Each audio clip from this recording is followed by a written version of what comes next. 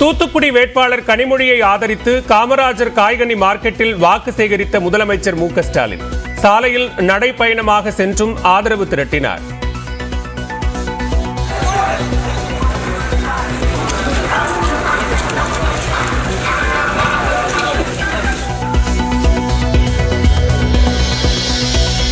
தமிழ்நாட்டுக்கான பேரிடர் நிவாரண நிதியை தர மறுக்கும் மத்திய அரசுக்கு எதிராக உச்சநீதிமன்றத்தில் வழக்கு தொடரப்படும். நெல்லை பரப்புரை கூட்டத்தில் முதலமைச்சர் மு.க. ஸ்டாலின் பேச்சு. 2 இயற்கை பேரிடர்களுக்கான இழப்பீடு மறுசீரமைப்பு நிவாரண தொகையாக 37,000 கோடி ரூபாய் கேட்டோம். நாம் உரிமையோடு கேட்பதை தர மறுக்கிற ஒன்றிய அரசுக்கு எதிராக உச்சநீதிமன்றத்தில் வழக்கு.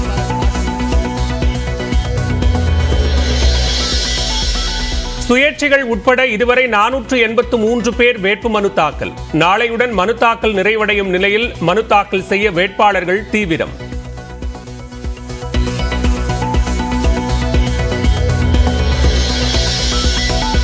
வடசென்னையில் முதலில் யார் வேட்புமனு தாக்கல் செய்வது என திமுக அதிமுகவினர் வாக்குவாதம்.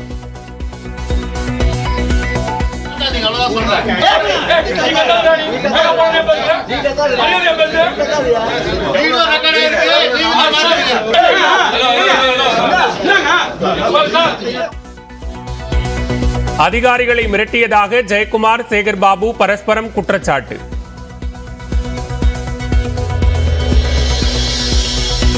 தமிழ்நாடு புதுச்சேரியில் இன்று 10ஆம் வகுப்பு பொதுத் தேர்வுகள் தொடக்கம். முறைகேடுகளில் ஈடுபடுபவர்களை பிடிக்க 4591 பறக்கும் படைகள் அமைப்பு.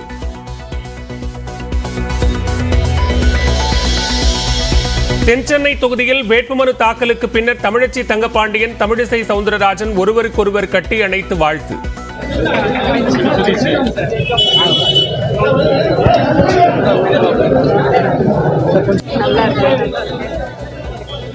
விருதுநகரில் மனு தாக்கல் செய்தபோது ராதிகாவும் விஜய பிரபாகரும் பரஸ்பரம் நலம் விசாரிப்பு.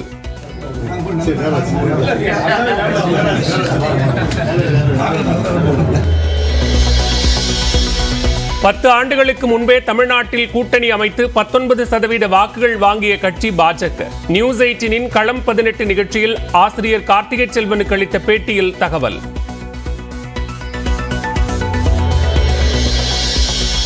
பஞ்சாப் அணிக்கு எதிரான ஐபிஎல் போட்டியில் ராயல் சேலஞ்சர்ஸ் பெங்களூரு அசத்தல் வெற்றி. இறுதிக் கட்டத்தில் அதிரடியாக விளையாடி அணிக்கு வெற்றியை ஈட்டித் தந்தார் தினேஷ் கார்த்திக்.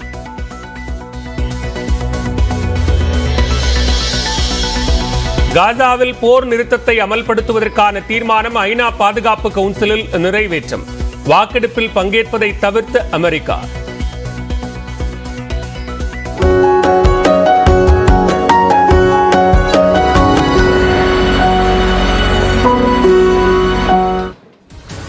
வணக்கம் தமிழ்நாடு நிகழ்ச்சிக்கு வரவேற்கிறோம். ஒவ்வொரு முக்கியமான செய்திக்கு பின்னால் இருக்கக்கூடிய பின்னணி தகவல்கள், அதில் வைக்கப்படக்கூடிய பல்வேறு கோணங்கள், இவற்றை பகுப்பாய்வு செய்து வழங்கக்கூடியதுதான் இந்த நிகழ்ச்சி.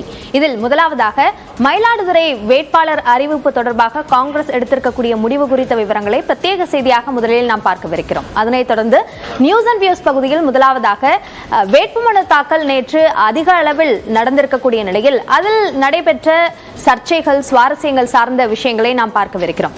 அதனைத் தொடர்ந்து தேர்தல் பிரச்சாரங்களை மிக தீவிரப்படுத்தி இருக்கின்றன பிரதான கட்சிகள் மட்டுமல்லாமல் எல்லா கட்சிகளுமே இந்த பிரச்சாரத்தில் மிக தீவிரமாக ஈடுபட்டு வருகிறார்கள். அதில் கட்சிகள் முன்வைக்கக்கூடிய வியூகங்களாக என்ன இருக்கின்றன என்பது குறித்த விவரங்களை நாம் பார்க்கவிருக்கிறோம். அதனைத் தொடர்ந்து கட்சிகளுடைய சின்னம் சார்ந்த பிரச்சனை என்பது ஓயாத ஒரு பிரச்சனையாக நீண்டு கொண்டே இருக்கிறது. எந்தெந்த கட்சிக்கு என்னென்ன பிரச்சனைகள் இருக்கிறது என்பது குறித்த விவரங்களை நாம் பார்க்கவிருக்கிறோம்.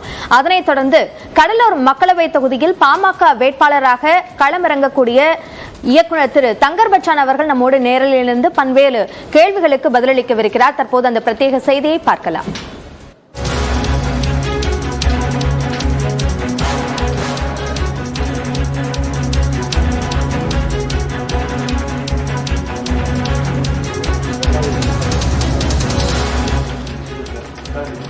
மயிலாடுதுறை காங்கிரஸ் வேட்பாளராக பிரவீன் சக்கரவர்த்தி அறிவிக்கப்பட வாய்ப்பிருப்பதாக தற்போது நமக்கு தகவல் கிடைத்திருக்கிறது. அது குறித்த கூடுதல் விவரங்களை வழங்குவதற்காக நம்முடைய செய்தியாளர் தமிழரசி இணைப்பில் இருக்கிறார். தமிழரசி, இதற்கான வாய்ப்பு எந்த அளவிற்கு இருக்கிறது? வேட்புமனு தாக்கலுக்கான அவகாசம் குறைவாக இருக்கக்கூடிய நிலையில் எப்போது அதிகாரப்பூர்வ அறிவிப்பு வெளியாக உள்ளது?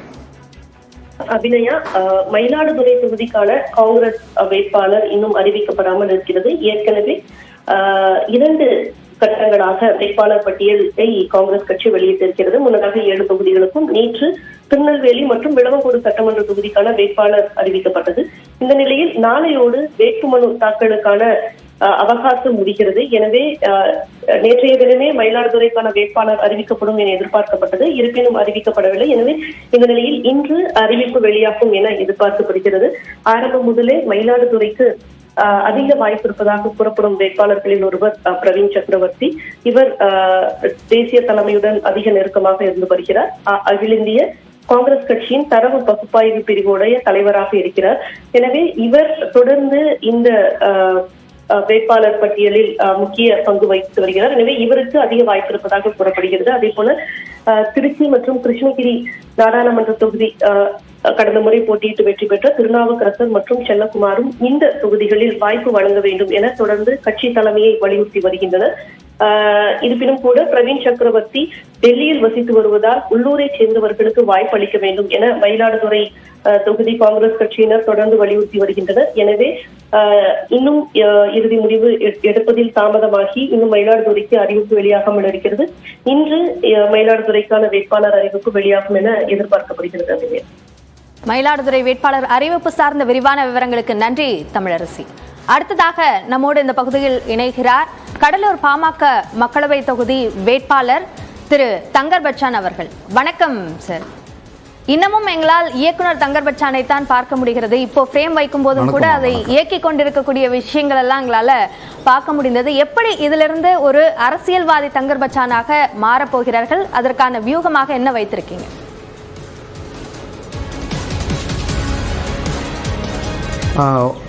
என்னை கவனிச்சிருக்கவங்களுக்கு தெரியும்.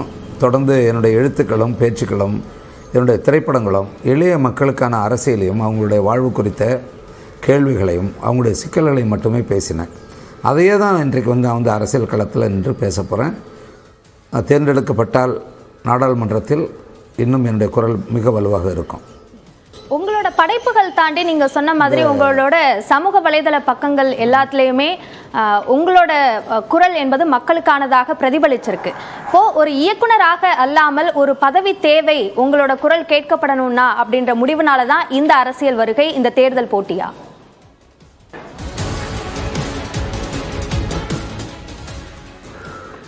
அம்மா, ஒரு செய்தியை சொல்கிறேன்.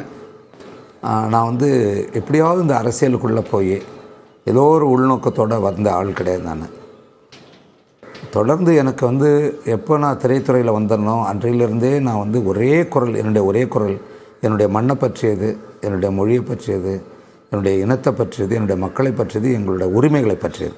அதுக்கு எங்கே சிக்கல் வந்தாலும் பங்கம் வந்தாலும் முதல் ஆளாக நான் நின்று இருக்கேன். என்னுடைய திரைப்பட வாழ்க்கை பறி போயிடும் நான் ஓடி ஒளிஞ்ச ஆள் கிடையாது. அதனால் இதெல்லாம் ஒன்றுமே கிடையாது. ஏன்னா இதை செய்கிறதுக்கு தான் இன்றைக்கு அரசியலில் யாருமே கிடையாது. எல்லாருக்கும் ஒரு உள்நோக்கத்தோடு தான் இருக்காங்க. நீங்கள் நல்ல மனசை தொட்டு எல்லோரும் கேளுங்க, ஒரு கேள்வி கேளுங்க. இன்றைக்கு ஒவ்வொரு கட்சிகளாலும் நிறுத்தப்பட்டிருக்கின்ற வேட்பாளர்கள் அவங்களுக்கும் மக்களுக்குமான நெருக்கம் என்ன இருக்குது, அவங்க இதுக்கு முன்னாடி என்ன செஞ்சாங்க, இப்போ என்ன செய்வார்கள், அப்படி பார்க்கும்போது எனக்கான இடம் இந்த ஒரு தனித்துவமான இடமா இருக்கிறதா தான் கருதி நான் இதுக்குள்ளே வந்திருக்கேன். மக்கள் முட்டாள் கிடையாதுங்க, அவங்களுக்கு எல்லாம் தெரியும். பெருபெரும் மாபெரும் சிந்தனையாளர்களை, அறிஞர்களை, பெருபெரும் தலைவர்களை கொண்டாடியவர்கள், அவர்களை பெருந்தலைவர்களாக மாற்றியவர்கள் மக்கள் தான். அந்த பெருந்தலைவர்கள் நான் தான் பெருந்தலைவர்னு சொல்லிக்கிட்டவங்க இல்லை. இன்றைக்கு அதுக்கான இடம் மிக குறைவாக இருக்குது. அரசியல் என்பது பொது வாழ்க்கையை, மக்களை இந்த நாட்டை, இந்த மண்ணை முன்னேற்றத்திற்கான செயலை செய்யக்கூடியது. அது இல்லாமல் மக்களை சுரண்டி எப்படியாவது பணத்தை அடிச்சுக்கிட்டு போய் பரம்பரையாக தங்களுடைய குடும்பத்தை காப்பாற்றிக்கிறதுக்கான இதை மாற்றி வச்சுட்டாங்க. அதனால தான் நாங்கள்லாம் உள்ளே வர வேண்டியிருக்கு. இதை எங்களை போன்றவர்களை தேர்ந்தெடுத்து நாடாளுமன்றத்துக்கு அனுப்பி இது மக்களுடைய தலையாய கடமை. எதிர்கால தலைமுறை காப்பாற்றப்படணும். என்னை போன்றவர்கள் இந்த அரசியல் களத்துக்கு வரணும்.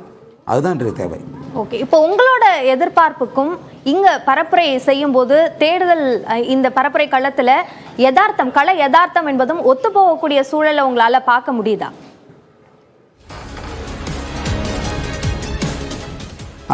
நேற்று தான் என்னுடைய வேட்புமனு தாக்கல் நான் செய்திருக்கேன். மக்களை நாளை மறுநாள் நான் பரப்புரையை தொடங்குறேன். நான் இந்த ஒட்டுமொத்த மக்களுடைய சிக்கல்கள் என்ன, ஒவ்வொரு ஊராக ஒவ்வொரு பகுதியாக என்னங்கிறத நான் இப்போ வந்து சேகரிச்சுக்கிட்டு இருக்கேன். அந்த மக்களுடைய சிக்கல்கள் தெரிஞ்சு அவங்களோட நான் உரையாடும் போது தான் முழுமையாக என் மக்களுடைய மனசை நான் எடுத்துக்க முடியும். அதே நேரத்தில் திரைப்படத்தினுடைய வெளிச்சம் கிடைச்ச எல்லாருமே வந்து மக்கள் கொண்டாடினதில் தூக்கி எறியப்பட்டிருக்கிறார்கள்.